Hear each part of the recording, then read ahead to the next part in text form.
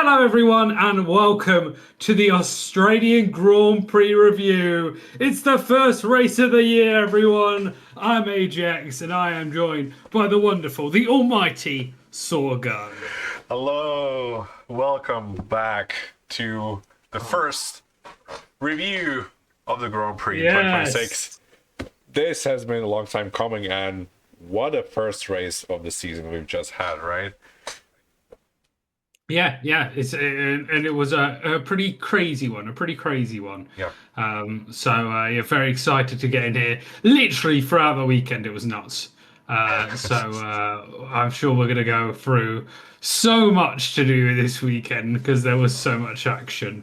Oh gosh, I don't even know where to begin. What are you thinking where we begin? I guess we can begin with the first spots we had on the weekend coming in because we had no idea who's. No, well, Yes. we had some idea from the testing, but we really had no data proper data to base our predictions on. So we did pretty well in our predictions, I would say, but that was completely lucky as well. Skill. Right, there are like so many variables that we didn't anticipate, and there are some really lucky picks, and yeah, that makes kind of fun. It makes kind of fun as well because yeah, we had no idea what we had to expect coming in, and honestly, like personally, I was both positively surprised and negatively surprised in some aspects, and overall, it was just crazy, right? The first race of the season is always crazy, but this time around, new wrecks, new everything. It surprised me, and I would say more on the positive side, despite some setbacks here and there.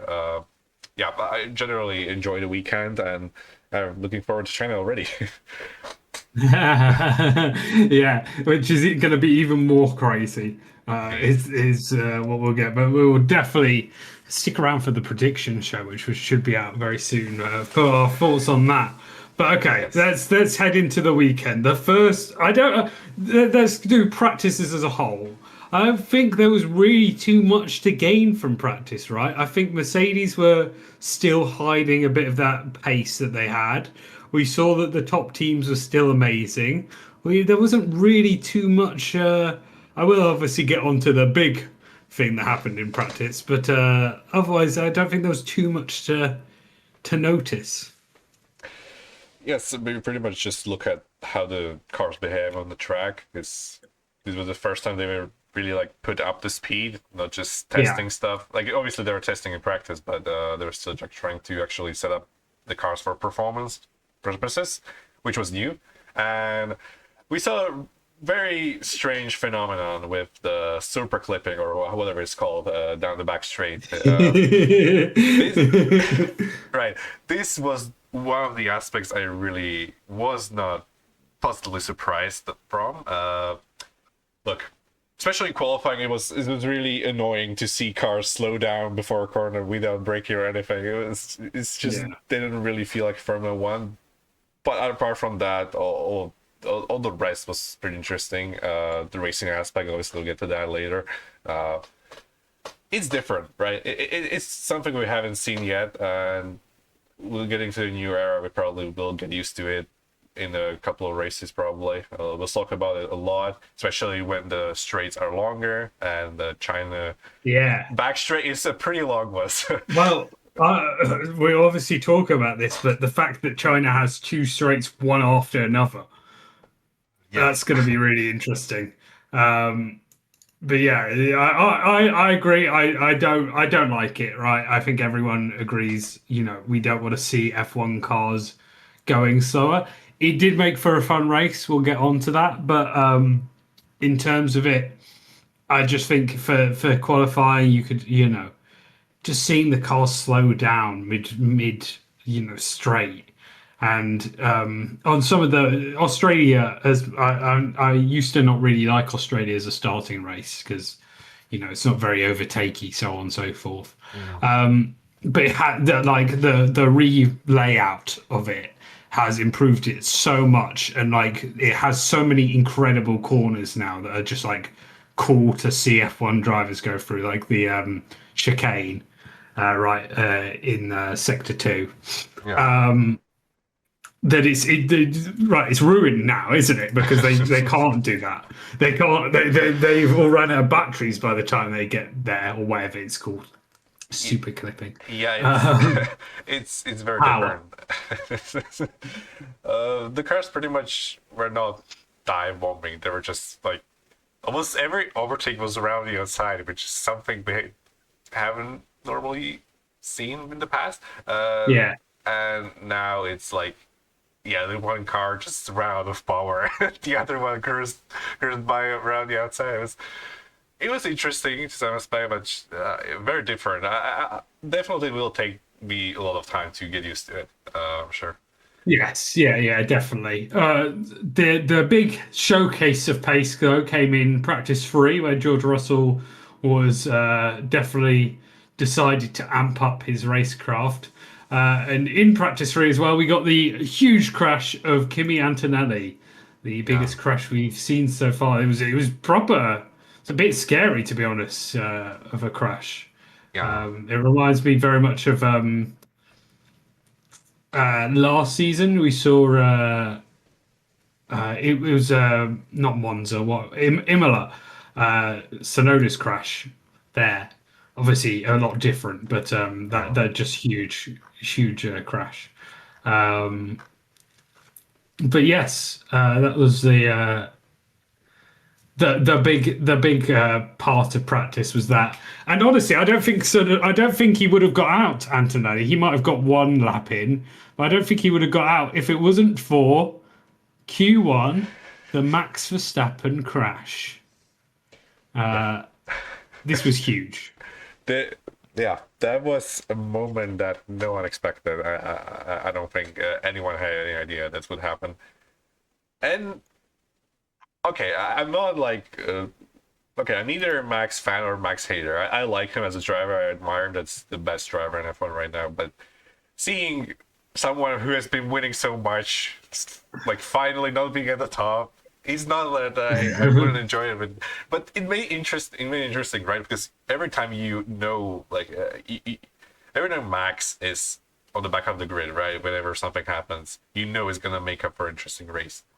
Because like Max going through the field is always gonna be interesting because he's gonna go get through the field, not like other drivers maybe. Max is always gonna get up there into the Yeah. fight with the top cars. This car didn't seem to have that much pace compared to especially the Ferraris and the Mercedes. So his fight was pretty much just with the McLaren of Norris because yeah, their teammates weren't as fortunate as them. Well, Max wasn't that fortunate. Q1. Okay, I guess we can mention the entire Q1 thing with Max, right? Obviously helped Yeah, I Antonelli a think lot because Antonelli it's all wouldn't. going to be the biggest thing that happened. Yeah, yeah, because Antonelli wouldn't be able to well participate in Q1, therefore wouldn't be Yeah. able to qualify in P2 eventually. The red flag definitely allowed Antonelli to be able to get everything ship shape and ready. Yeah. Um, and in my opinion, that crash or no, these cars are very strange. That I don't. No one knows how they behave yet, like fully, right? You don't even know if these were entirely like car faults or driver errors or just the drivers not knowing how the cars react. Like a similar thing to the Piastri crash before the race. We'll get to that as well. Obviously, I'm the opinion that Max wasn't really at fault for this because it just looked like the car just gave up at the braking. Yeah. Yeah, it just went to the wall. Very unfortunate for him. Obviously, it's a bit of a Yes. setback at the start of the race. Sorry, about start of the season, but Hajar was He up there. already he already seems miserable, right? He hates these rules, and completely understandable. I understand why, especially someone like Max would hate. I'm quite again. I don't actually hate Max. I obviously meme it a bit, but I think as for someone that is so um, someone so focused on how to race and how to get the most out of a car and so on and so forth. And I think he'll do that with this car. But yeah, it's not a nice to suddenly have to slow down in the straights to have to basically play Mario Kart. How a lot of them is putting it, aren't they? Yeah. So yeah, definitely interesting. The other interesting thing I was going to say that happened in Q3 is that Alonso almost got out of it. You and you mean? Q1, yeah, sorry, I always confuse that. Yeah, the Lonzo was like it was after a checkered flag fell after a timer of Q1. We still had some cars to set a lap time. It was I don't remember Three really. cars didn't do laps, so Yes, that was an issue. But yeah, that's a good point. Yeah, we had Stroll, Sainz, and obviously Max who crashed. So those three cars weren't even participating really. But still, and Aston almost made it out of the Q1. That was an incredible yes. effort from He Fernando. he we say he almost made it out of Q1. I'm pretty he was like 2 temps down. Yeah, But it doesn't on count. yeah, sorry, 7 temps down. It wasn't even 2 temps, it was 7 temps. But Colapinto had not put that lap together yet. Yeah, Another interesting. If we go back to my or my season predictions, the fact that the Alpine suddenly has lost all its pace, I'm very glad about. But anyway, um, uh, Q2 went off without too much of a hitch, I would say. Nothing major there. we saw just maybe we just like throughout Q2 we were actually realizing the pecking order when it comes to the midfield Yeah, itself. Like we saw uh, some cars being quicker than others. I would say we definitely saw a group of Cadillac and Aston being at the back, obviously. yes, yeah. Then we saw Williams being pretty slow, Yeah, concerningly. they had some issues. Yeah, definitely. It And was very 2 by 2, right? That was the big thing. I'm pretty sure from like eighth to maybe 16th, everyone was 2 by 2. I might be wrong on yeah, that, but oh no, because they can't because of Albon. But anyway, yeah, yeah, it was it was very, close. yeah, it was very much the two, yeah, each team coming together. But that it was still, I think it was definitely interesting to get a gauge on that, right? I think Yeah, you, as you say, we are seeing how well they'll do, but there's also the sort of idea that perhaps this isn't their top speed, right? Because we haven't seen, different cars would. I think especially in the midfield, and I think we talked about this before, the cars will perform very differently race to race. I think, yeah, because they were all pretty close together. I think, we saw in Bahrain. I think it was the Alpine was pretty quick. They might be quick in Bahrain. They might just not be quick in Australia. So it'll be interesting to see later down the line how they do. It was interesting that Alpine and Williams, bear in mind they're both Mercedes customer engines, yeah. were pretty far down there. Yeah, that's true. That's an important thing to mention. As uh, there's a big talking point about the Mercedes engine and all the talks about the thing. It didn't seem to boost any of the custom teams that much. I mean, McLaren was up there as well, but they just won the two constructors titles in a row, right? Like they're supposed to be up there, uh, but yeah. Mercedes seemed to really be the only team unlocking the actual performance from that engine so far. Yeah. And yeah, we'll see just how the teams adapt because it is not that similar to 2014 when we saw all the Mercedes power teams just being up there. We had the Williamses and Force Indias on the podiums and back then. And we could see similar things soon, but uh, yeah, it looks like the teams haven't even figured out their cars themselves, like the base chassis and aerodynamics. For example, Williams is probably the biggest example of this. Their car is overweight by a big Yeah. amount allegedly, and that's not the greatest thing when you fully focus on 26 from 25 or the start of 25. So yeah, I'm not really sure what Williams has been doing the entire time, but there are some teams that have done an even worse job. Uh, yeah, speaking of your Aston Martin, because we were Yes. expecting it to be pretty bad, right? But oh my god, they Well, things have come out about the fact that they went to Honda and they were like, "Oh, this that they have not they've changed the people that were working on F1 engines. They completely redid the team, and this is miles behind schedule." Back in November, so but a lot has to come up about the idea that they didn't check on this sooner. I mean, like New came to power in like late 25, right? Like he basically when he took charge, essentially just tried to like get a hold of things and try to like Yeah, figure out what's going on behind the scenes, and then he probably realized just how bad the situation was, and tried to create something out of that car. It like aerodynamically, the Aston looks pretty fine, but it's just the engine in the back of the car is just so not ideal that it cannot really show its true like promise. You wonder like just how good that Aston could be if they have remained with Mercedes engines, right? Perhaps with that arrow from Newey, it could be, but you'll never know. And they chose Honda, and Honda yet again the new regulations missed out on a huge opportunity to actually compete at the start. Cause, yes, yeah, yeah, definitely. uh, But then we get to also special mention because we won't get to him in this next section. Avid Lindblad making Q3, obviously alongside Liam Lawson, but very cool to see from a rookie. And we're going to talk about him quite a bit, I imagine, during this recording.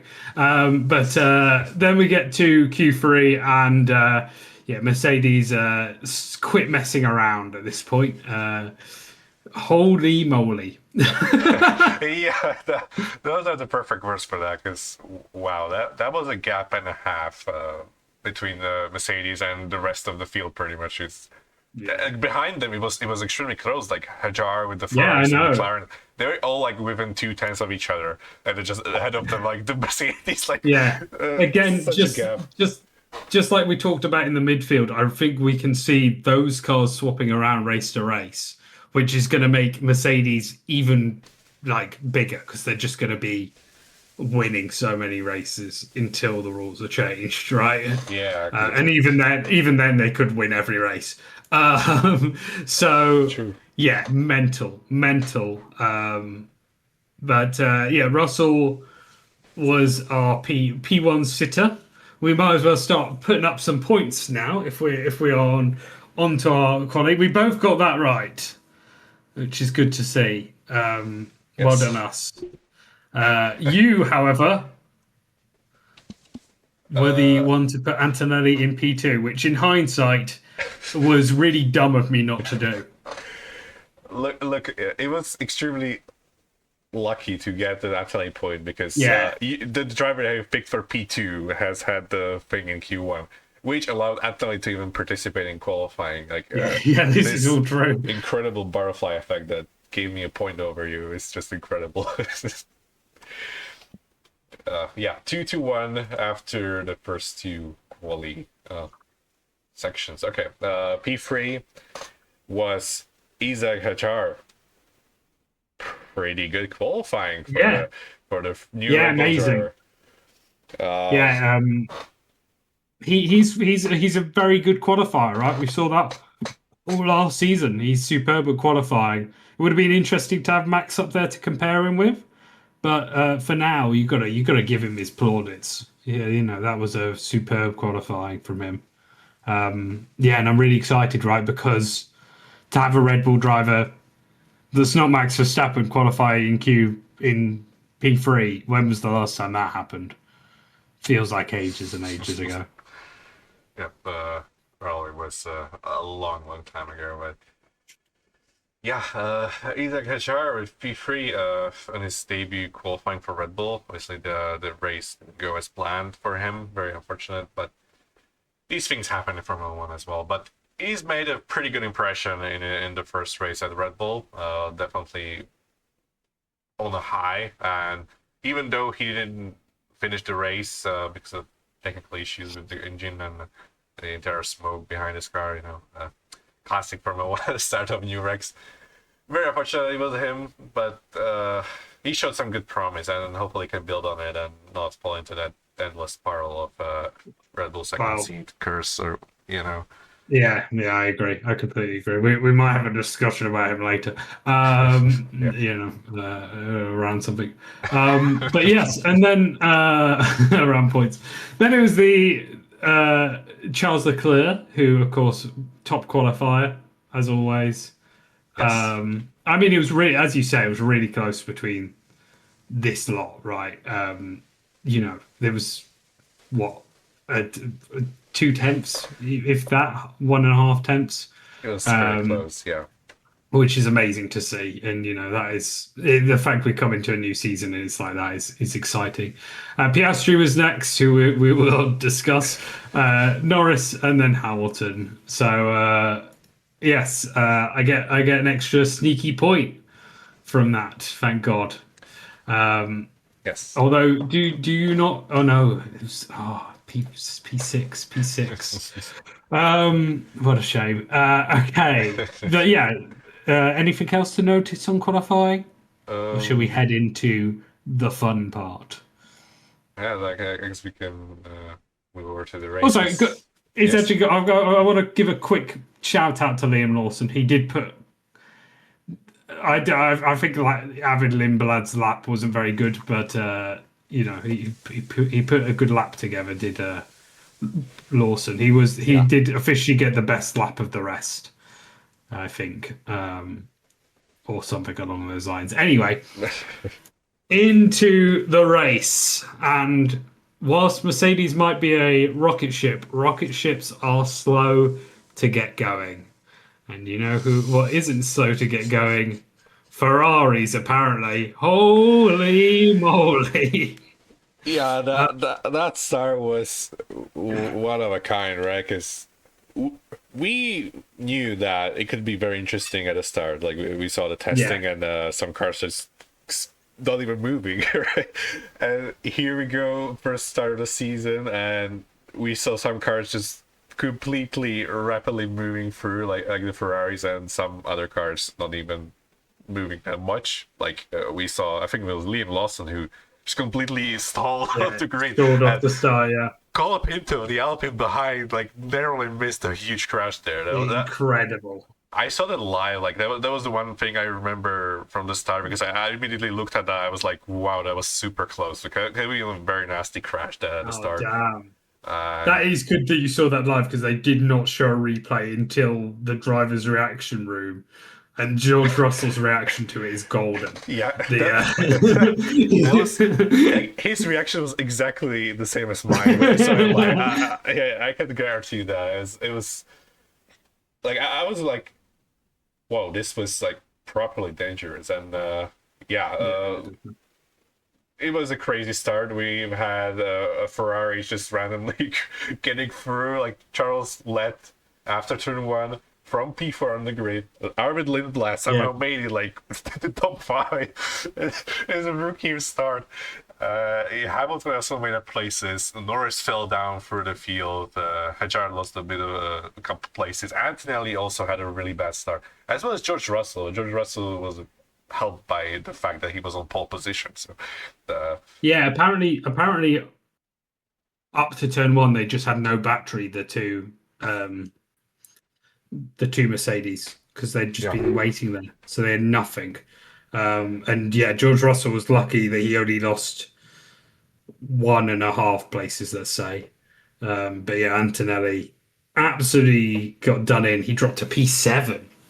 yeah, it was a very strange start from Hajar as well, who started P3. Looked like he could get to P1, but suddenly just lost completely Yeah, all yeah, the momentum. It was very strange, just slowed down. Almost looked like he braked, but just lost energy, and at a point Ferrari just cruised through Charles Leclerc led after turn one. Hajar, I think he fell Lost the place. behind. Yeah, He lost to Avid. he lost to Arvid and Lewis, I believe, as well. Yeah, yeah, Lewis got them both, but yeah, into turn what or into turn two, I guess. Uh, Avid was P3, which was pretty amazing again for your first race. It was an amazing start for Arvid Lindblad, and oh, I guess we can talk about his weekend as a whole because it was one of the most impressive debuts that we've seen in a while. Yeah, I think. yeah, it was really exciting. As someone that's a British fan, not only I don't think his racing right, I think his racing was very good, and obviously he did get overtaken a lot in that race, right? Yeah, Because his car wasn't meant to be up in P3. I don't think the car is quick enough for that, and we see that in the results of the timings, right, in yeah, qualifying. But the way he like held himself all weekend, the like press conferences that he did, the talking in the drivers' paddock afterwards, he really seems like he's got something special in him, which I really hope so because I am incredibly biased and I already love him so much. I'm I sure about love it, him buddy. so much. Like, um, I forgot I made a chant for him and I can't remember now. Um, I'll have to try and remember that back because I obviously have my Ollie Ollie Ollie chant. We did also get one. Um, but yes, he had a superb weekend and I'm very very happy for him because yeah apparently he's special. Uh, he's shown a lot of pace in the last few years, so exciting. Yeah, very very exciting prospect for the future. Already from the first race, we can safely assume he's extremely talented, and he just oozes Yeah, confidence at this point. It's just yeah, almost like he belongs in F1 from the first race, and yeah, he really made an impression in the first race. Definitely very that's impressive a all fire around. line, bro. Yeah, the I'm not as British as you. Well, in fact, I'm not British at all, but I can appreciate British drivers, right? And this was just an incredible performance from Arvid. So, huge Yeah. congrats to him and on his debut. Can we talk about a not so good performance? I don't know what should be. Because we missed it. We missed it. I skipped straight to the Yeah, start. because then nothing happened before it, right? Nothing happened before the start. Yeah, Nothing at that all. was nothing. I just opened the F1. Look, I woke up in the morning, Oh right? God. I'm so sorry for I you. loaded at the replay, right? 10 Yeah. minutes in, and both my two favorite drivers out of the race before it even started. I was like, come on, this is serious. Okay, You've got an awful weekend for you. yeah, That's all we have to say, right? It was apparently slightly driver error, Piastri's fault, slightly car error. Um, so yeah, yeah. it's one of those things. It's very unfortunate. There is a curse on Australian drivers. It's all the Uh, curse, right? It's Piastri couldn't yeah, have done anything. He would have like had the HR issues. Like his engine wouldn't blow out if he would like actually done well, right? It's just yeah, it was inevitable. He just made it easier for everyone. Just didn't give his fans any hope to begin with, and we were not disappointed by the inevitable engine failure that would occur because it's Australian. Uh, yes, yeah. yes, yeah. Anyway, enough about that. It is sad. We're sorry to Piastri. I'm sorry. I am going to get a point off him. Uh, Right, on to our next conversation topic. I The, get, the the battle between George Russell and Leclerc. yes, yes. Incredible. I loved it, even though it was a little artificial. Like everyone said, I loved it. They were overtaking each other like every lap. It was incredible. Like Yeah, it was so fun, so much fun. it was almost like Um, they didn't know what they were supposed to do to actually stay ahead. It's like you must say overtake almost like every lap. And yeah, it was incredible to see like two potential title contenders fight for the win at the start. Obviously, then Ferrari made Ferrari things. Yeah, yes, they really like to be Ferrari at Ferrari, right? Okay, yeah, the battle it was itself was incredible. it was mental. It was such a good battle. I'm so sad, and the fact that because they were battling so much, it brought Lewis Hamilton into it, and Antonelli was also catching up. That was sensational, and that's exciting for the rest of the season, right? If you are in a battle in first, over the last few years, it's been the case where no matter how much you battle in first, you still somehow get away, right? Yeah, And that's mainly been because of how quick their cars up front are. But yeah, this one, it looks like if you're battling up front, he caught them quick. He did not. There was no messing around, right? He was like 3 seconds down the road, and then suddenly he was there because they were just burning their power units. yeah, because they didn't have anything else to burn because apparently the tires lasted the entire race. Yeah, Which is I mean, yeah, yeah, the other very disappointing thing that I wanted to mention: the tires seem to have almost no degradation apart from the McLarens, because those cars were really, like well, it was only one car, but it's it, yeah, it's mental that they had all last season where their car had no degradation on tires. Like the McLarens could go so far on their tires, and then suddenly the rules slightly change, and now they have the worst of the grid.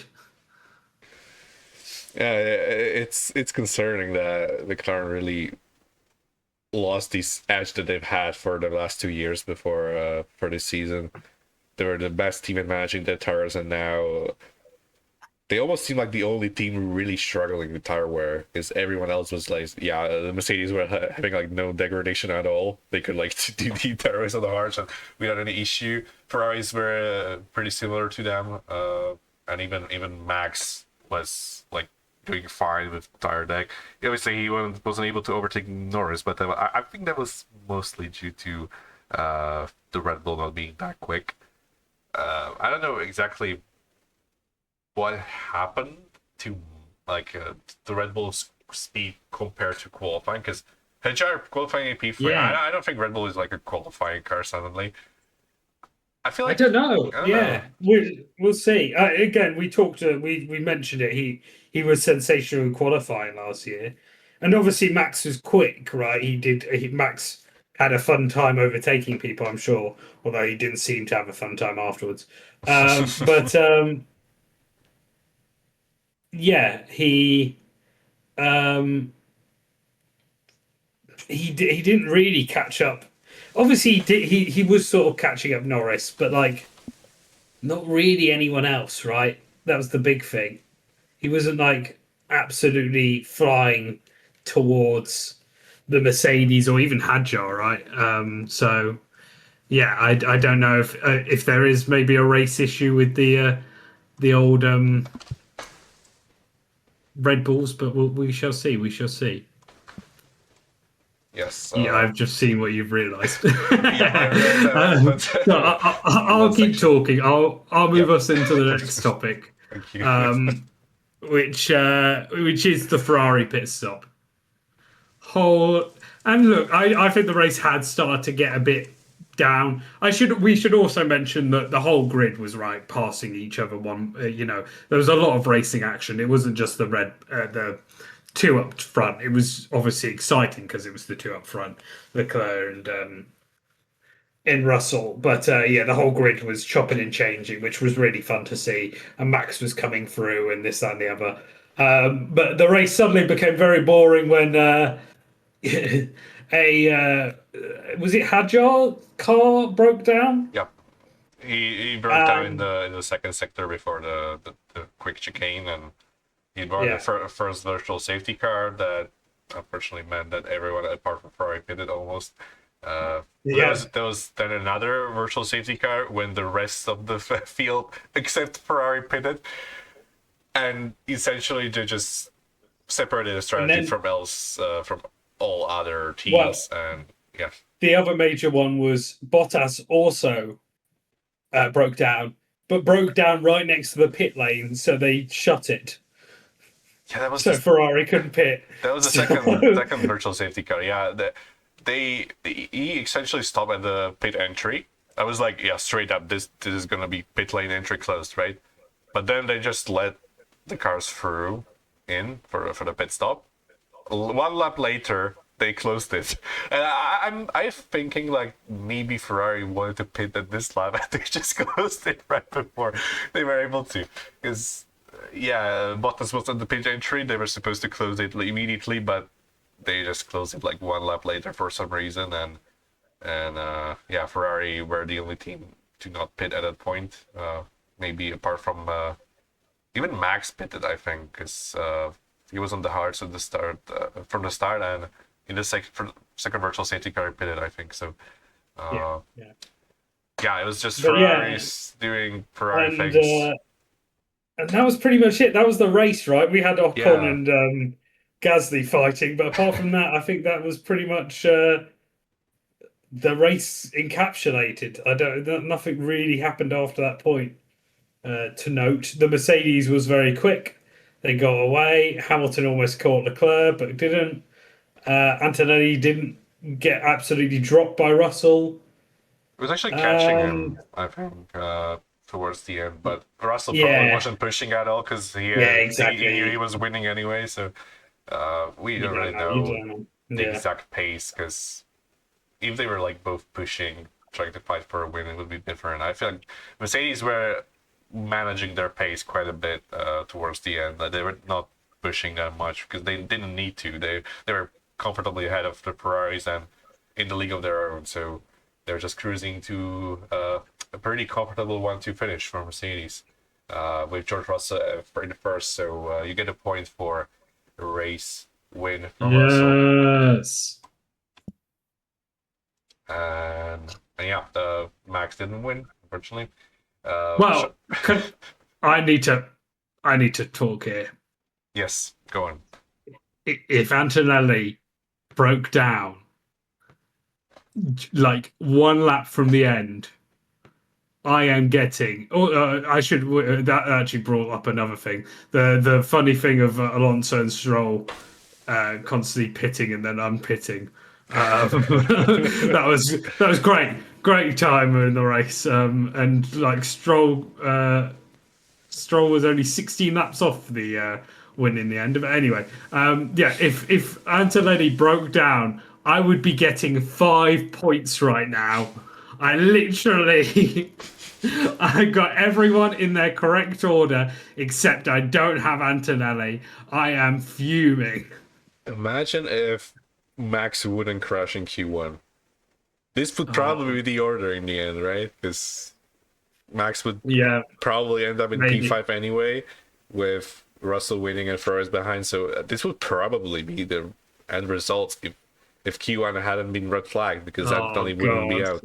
He would be in Oh, P20 instead of Max ahead of Sainz. And I mean, Anthony would probably make it that's through the field, painful. but I don't think he would be overtaking Max. Not really sure about that.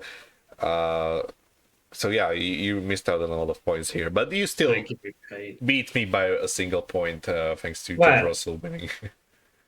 yes, but we still have to talk about our extra categories. Yes. So here's where we sometimes argue. We're both very good friends, though. It's never real. Um, Firstly, driver of the weekend that goes to Lindblad, right?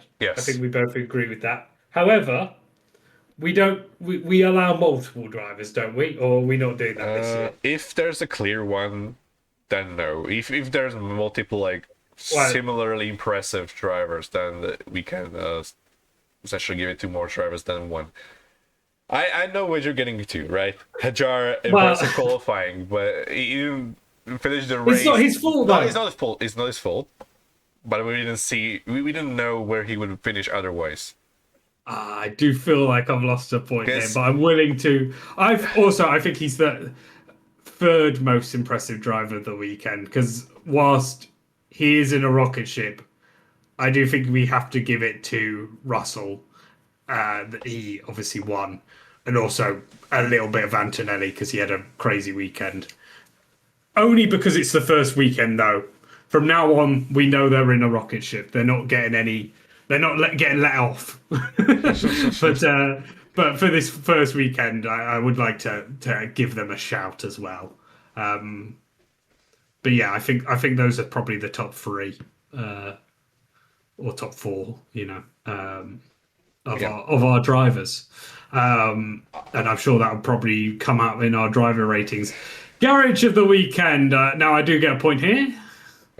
yes, you do. Yeah, yeah, one, Definitely. two. Mercedes, absolutely incredible weekend to start the season. Absolutely, just except for the Anthony crash, which wasn't the team's fault, I believe. So, yeah, incredible for Mercedes. They Well, built an incredible, almighty car almost. also, as you say, I don't think it's the team's fault, and then they managed to fix it, right? Yes, that was That's the yeah. big thing. They managed to get that car out there, and as we say, we might have not got that if Verstappen didn't crash, but they did. So, and let's be honest, someone was going to crash in that P1 or break down in their Q1. Something was going to happen. Haas is an okay shout, but That's the probably thing. didn't. Mercedes is the clear pick, right? Because Haas was good, right? They were the best of the rest with Behrman in P7 or well, it was it P7. He was essentially the best of the midfield, as was Haas as a team. Ocon, I believe, was fighting with Gasly for the last point. Ended up being P11, I believe. So Yes. Yeah. yeah, a good shout, just not quite there. Mercedes was more impressive overall, even though they were expected to be this good. They were probably even better than people expected, maybe, perhaps, because they absolutely nailed the entire weekend. There was not one bad thing you could say about that team. Maybe except the start, but that was also like the start of the new Rex. They probably didn't even know if they'd done something wrong. So yeah. And also, they make the right strategic choice to pit as well. Yeah. So, Yeah, all sure in all, great. They showed why they are, however many times champions. Something like 9, isn't it? Okay. Okay. Blunder of. Next up is the Ferrari of the weekend. Yeah. Yeah, okay. I noticed the point go on there, so I'm accepting of it. I think we both get a point here, right?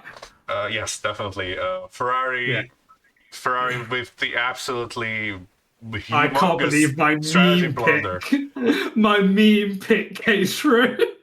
'Cause, look, they were fighting Mercedes for the win, legitimately at the start. Like they were almost Yeah. at the same pace. I would say Mercedes was quicker, but the Ferraris were like so good at certain points, like acceleration, braking, and so on, that they actually managed to keep up with them. And with the right strategy, they could have won the race with Leclerc. I'm sure about that. So maybe they would have at least gave Russell a fight for a win. And they ended up doing the most Ferrari thing possible, is to completely screw up the strategy. First race of the season, and they've already done a Ferrari thing. It's just it writes itself. The script writes itself. It's always Ferrari doing it, and Yeah, yeah, it is incredible. It is incredible. and yeah, Aston is self-explanatory. They're not able to like complete more than 20 laps in a row in the race. They're constantly like pitting to like change setups and recharge whatever to just let the drivers out again for a couple of laps, and they turn them back into the pits and so on. It was just mental. Yeah. We know that now, though, so trust us, everyone. We're not going to just continually pick Aston Martin each weekend. Yeah. Although, let's be honest, Yeah. that's always been my strategy with worst team in the grid. So I was just predicting. I was predicting in the future too far. I would say Or now, like a performance, a good performance from Aston, based on expectations, would be finishing a full race distance because they were not even close to that. Like last year, finished the race, but like 15 or 16 laps down. Like, and they ain't fixing that in a week. I don't even think if both the two races in the war torn area don't happen.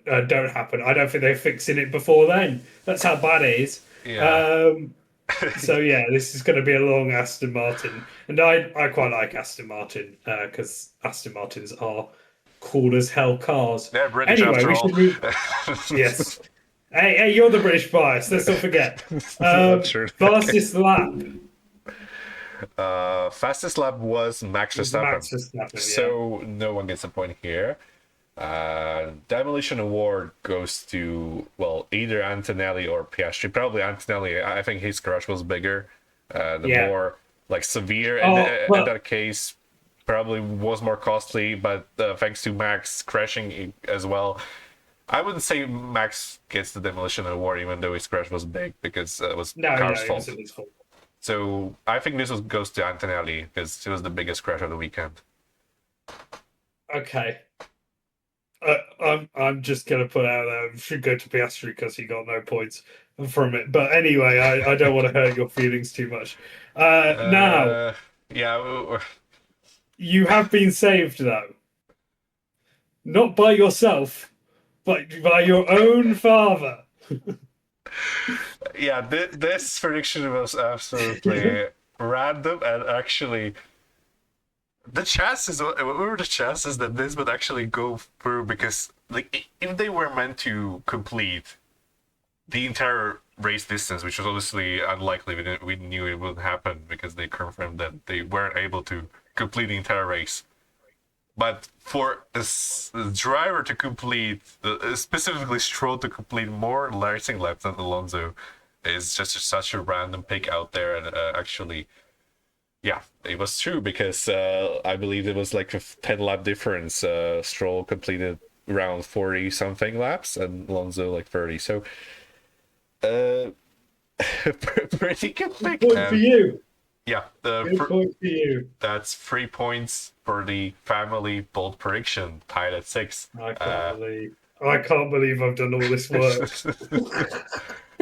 That was literally what I was saying to my dad, and he literally saved my ass this weekend because I was getting demolished. Right. No engine failures apart from Aston Martin wasn't the case. HR No, exploded sadly initially. not. Hulkenberg even didn't start the Didn't race, even make it there. and many more. So Yeah. Anyway, yeah, um, extra bold prediction: Hamilton did not win, and Hedgehog did not send the podium. there's a Unfortunately, universe where both those things happen, though. yeah, It's not too far away from where we are.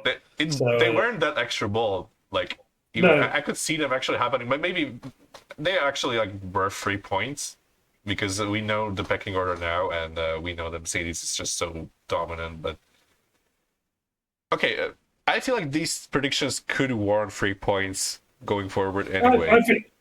Yeah, I still think we would have got 3 points there. Yeah. I think we were okay. Right. And extra pole prediction. Uh, You almost got close. I I was not. closer than I thought I would be, but then it all came crashing down when I opened the replay on Sunday morning and saw Hulkenberg just being pushed back into the pits. That was not a great sign. And then I just heard that Piastri did the thing, and okay, that was not the Then you went greatest. back to bed. I didn't. I stayed up because I'm an F1 fan. I should be able to put my bias aside and actually watch the Grand Prix without my favorite drivers participating. It wasn't ideal, but yeah, Ferrari didn't control the podium either, so didn't lose points there. It's actually a tie, 6-6. We came from the first race tied at 6 points. This feels like every season where I get a small lead and then somehow I lose it at the It's the first race Anyway, already. yeah, in one race, it's encapsulated my season. Um, right, perfect. Uh, Well, we are now on to the driver ratings. So this is where we're going to give each driver a rating for their racecraft this weekend. Look, Racecraft everyone. specifically. Yeah, sorry for their racing this Yeah. weekend. Before we get into it, everyone, these aren't going to be perfect every week. We're only human. We don't concentrate on every single driver like to a minute detail. We promise we're trying our hardest, okay? Well, I just feel like I need to get that out there firstly because I've seen like I know the big podcast when they do them and they get some controversial opinions in there. Oh my god, they're dogged online. So these are just our opinions. They're not fact. Leave us be. Right, starting at the bottom of the grid, I would say. Yes, the Cadillacs. Can you? Do you want to go first? Yeah, I'm going to give Bottas. Like it was a fine. It wasn't great though. I'm going to give him a 4. 4. Hmm. Okay. You go lineup by lineup, so you can fill your Perez. Okay, then I'm going to give Perez a 5. I think I'm pretty happy with that. Again, we don't. They're in slow cars, right? They're going to probably get less points as the season goes on, but yeah, not great start for them. But I don't think either of them made too many big errors. Just Perez was better. Yes, it was just that they weren't really competing with anyone. Even the Aston Yeah, Martin, who was supposed to be their rival, they yeah, were yeah. better even on the same lap. Like Aston Martin's were a couple of laps behind Cadillac, so they ended up having no one to fight. Even though Perez got a little scrap with Lawson, it was like Perez interesting. did But finish though. yes, Perez finished the From race. last. I'm giving Perez actually a 7 because I like his fight with Lawson. They actually tried to do something with the Cadillac, which, to be fair, Yeah, yeah, yeah, kudos I'm to him. talking about. I'm gonna give him a 6. It's pretty good. Yeah. Fair enough. Yeah, Valtteri was yeah, not the greatest qualifying, not the greatest race. Obviously, his car broke down, so I'm gonna give him a 4 as well. It's hard to judge. It's their first race of this of their entire thing because Cadillac is new, completely new team, and it's so far it looks like Perez is having the upper hand in this the driver fight. But he's obviously only one race in, so it could all change. Yeah, fair enough. I am going to give Lance Stroll a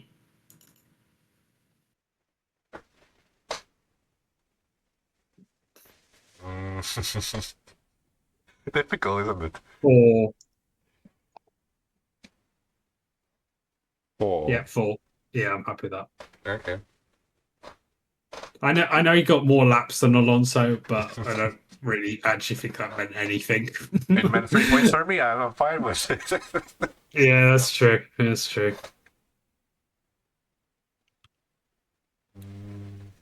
Your And then Alonso. I'm going to give, sorry, yes, and then I'm going to give Alonso a 7 because he did qualify well.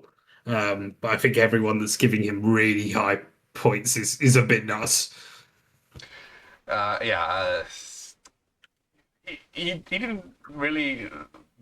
He couldn't really do much. Like his start was great. He was like almost in the top 10, maybe even in it, like in P10 at the start. But then just his car wasn't.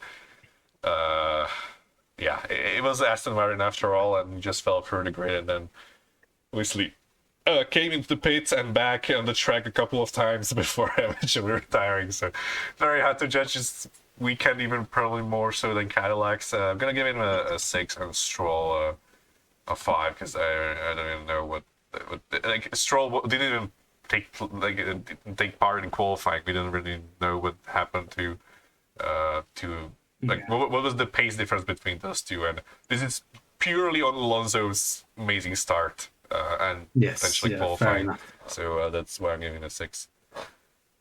Fair enough. I'm going to give Alex Albon a. This is hard, isn't it?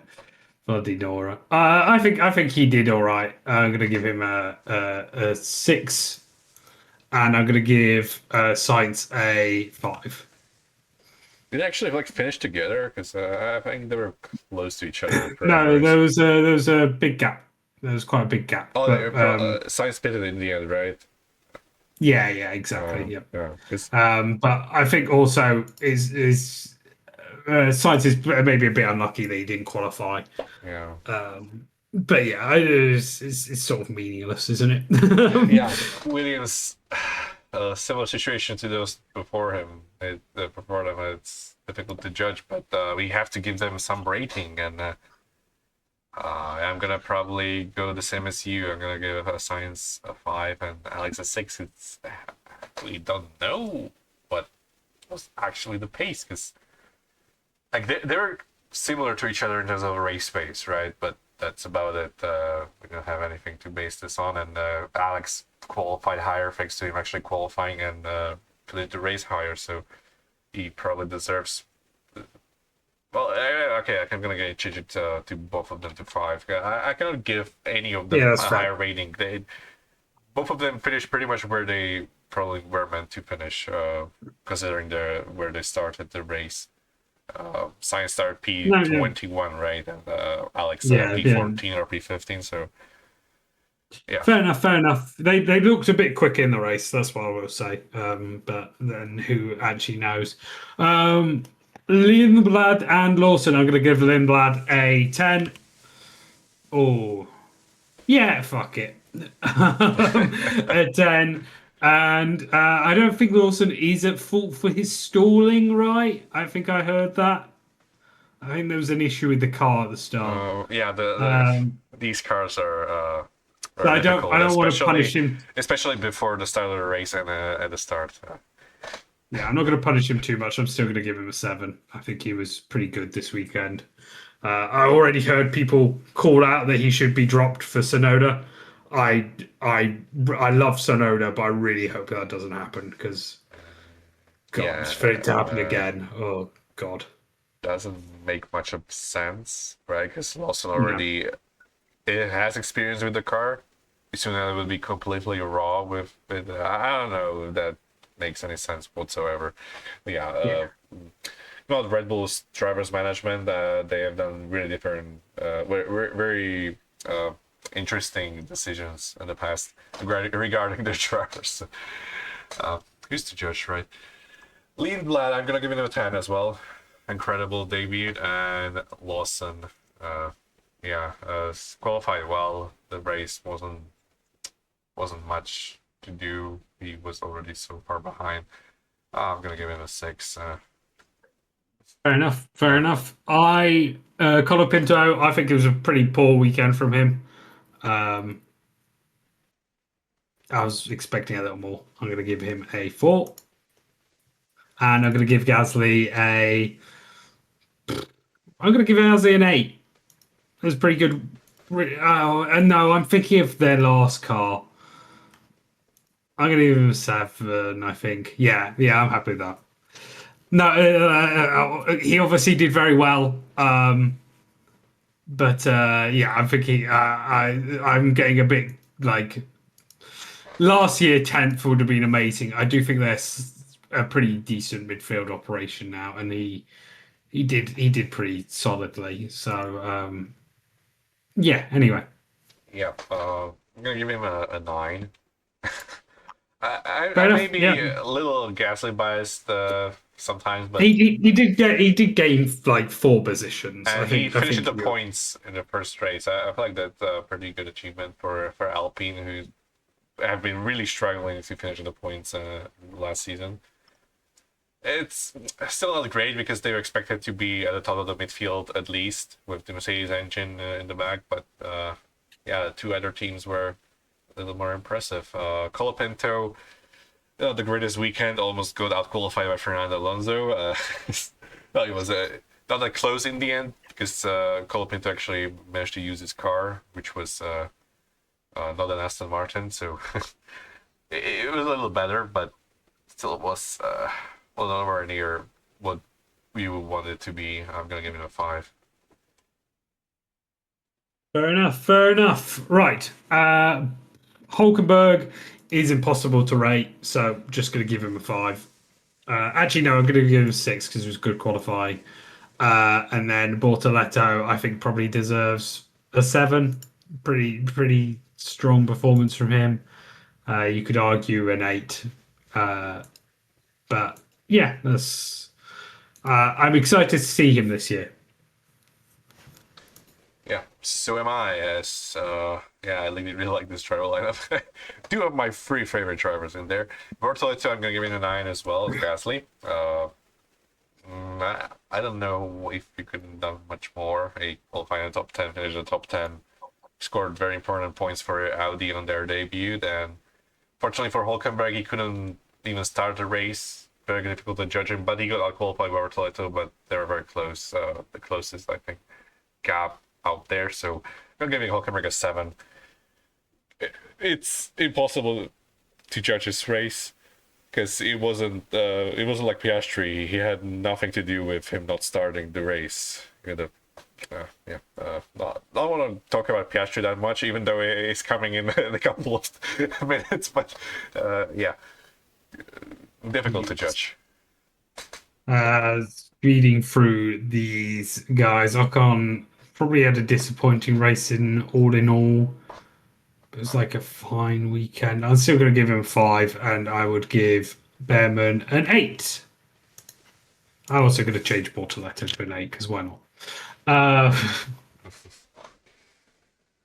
Okay, I'm gonna give Ollie a 9, same as Bortoleto and Gasly. All of them finishing the points ahead of their teammates. Bortoleto had a very easy job of finishing ahead of his teammate, but he still did pretty much what was expected to do. Ollie did more. He had a very good start and a very good race. He finished best of the rest, made up many places in the end. Finished 7th, so very good performance from him. Esteban, disappointing. Not the end of the world. He still finished 11th, I believe. So I'm giving him a 5.5. I'm bringing the decimals back.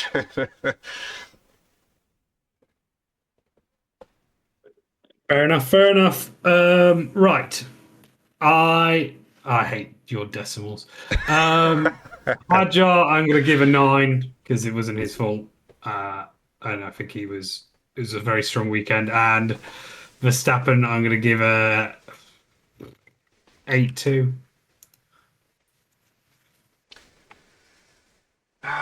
These two, right? Because they were in the same weekend. Like Hajar participated in qualifying, Max Verstappen in the participating in the race, but neither of them participating in the other session. I don't know. Both of them did well. Hajar, especially in person qualifying, I'm gonna give him an 8.5 because I know you hate decimals. Max, he did pretty much what he was expected to do. Finished where he was expected to do it. So it was not like a last to first or anything, and it wasn't a bad performance either. It was he did what he was supposed to do with the car was given. He's gonna get an 8 from me. Okay, Piastri is 1, and Norris is. I mean, he did fine, right? I really don't know where to put Norris. God, 6, 7. No, 7. I pressed them both at the same time. Yeah, 7. Fair enough. Okay.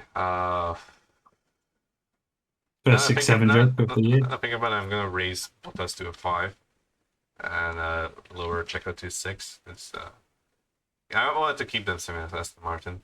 That little. Actually, you put the ratings into mine. Oops. Sorry, my bad. Let's move that away.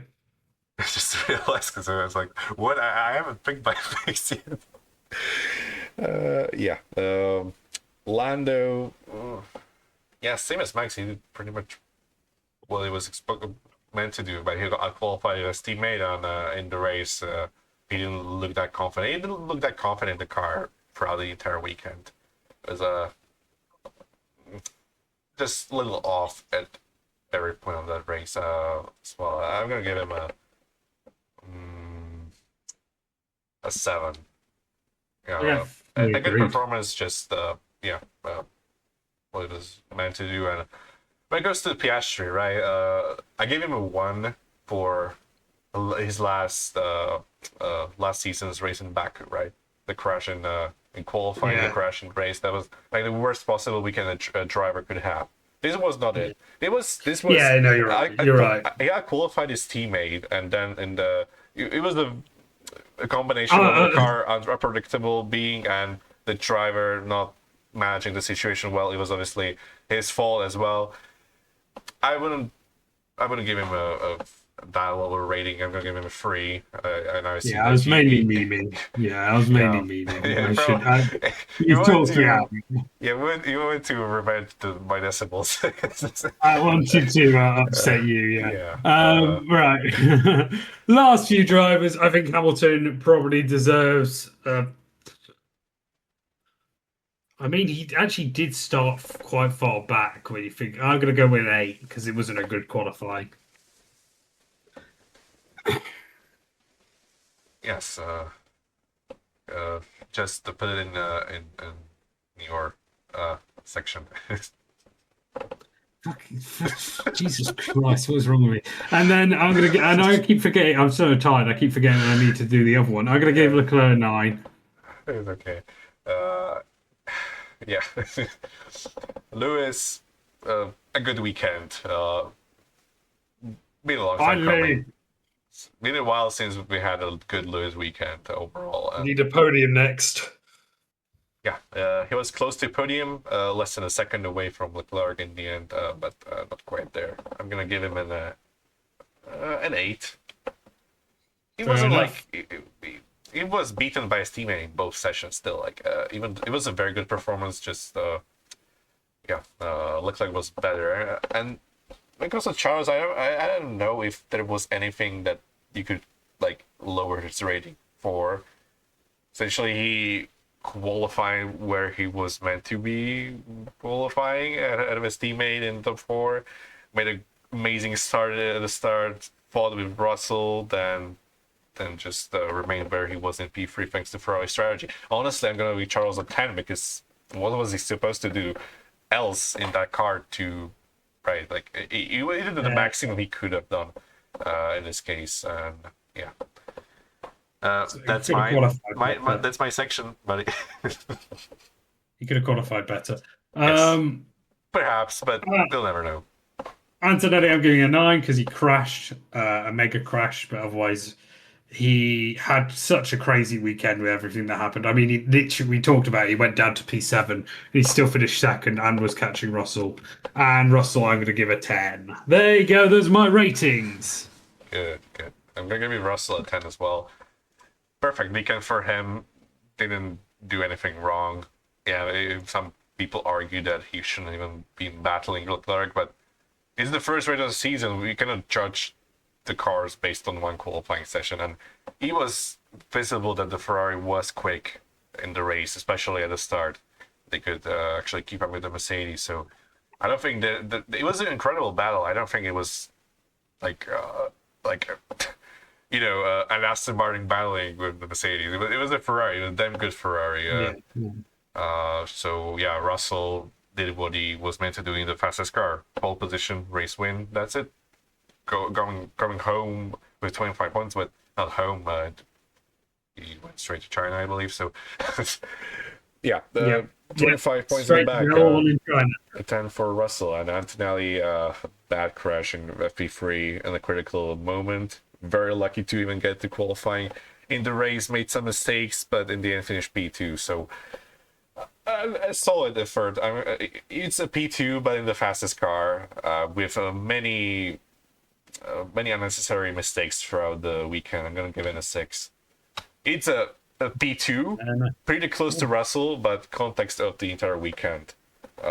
Okay, fair enough. I'll give him a Fair 6. enough. Right. Uh, yeah. Okay, Yep. we're done. Yes, we are. Uh, Thank you very much for watching, everyone. Yes. I'll let you close it out. Yeah. Thank you, everyone, for watching, listening to us talking about our. Well, it's your favorite sport still, right? Yeah, yeah, Yeah, definitely. our favorite sport. We've enjoyed this race a lot, and we're gonna do much more content going forward. Yeah, keep up with the content being posted. There should be the Chinese predictions posted out soon, so make sure to check that one out. And yeah, we'll see you next time. Peace. Peace.